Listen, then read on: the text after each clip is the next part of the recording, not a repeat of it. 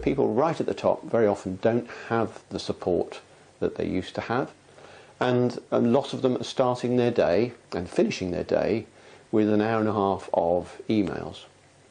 And that is not very, very helpful in some ways, because we end up just firefighting.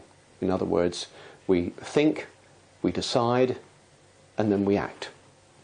And when we think, decide and act, and we do that in a patterned way, it's very possible to just get more and more stress. We'll talk about stress later on, but more into that habit of what we call firefighting, just moving from one thing to the next. And you might say, well, that's my business, that's what happens. But it isn't strictly what we're paid for. Certainly at higher levels of management, we don't want to be running around all the time fixing things. If we're fixing things, we're not looking at the future, not at the midterm and not at the long term.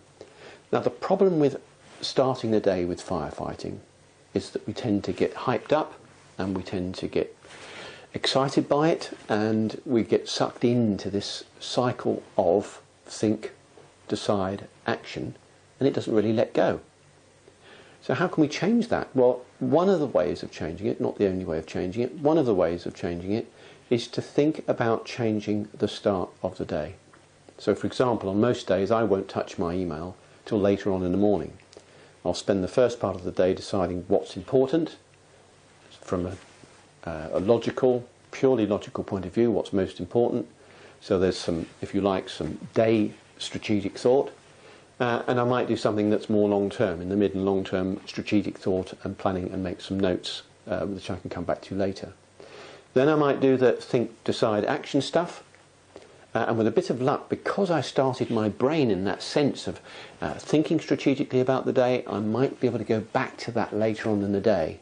I'm really, if you like, exercising my mind muscle so that it's used to doing those things in the context of work on a reliable and consistent basis.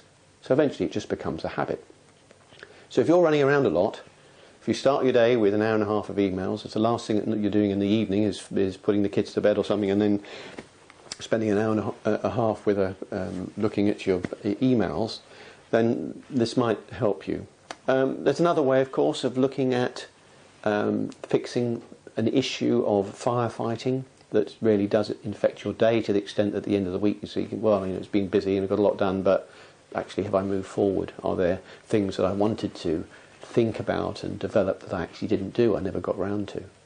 And if you're in that situation, other than thinking about the change at the beginning of the day, perhaps some thoughtful walking, but maybe if you have time for that, doing something else than work on the train, then the other thing would be to think about values, to think about the purpose and the values that relate to work and what it is you want to achieve. The other thing that some people do is to say, well, what am I paid for?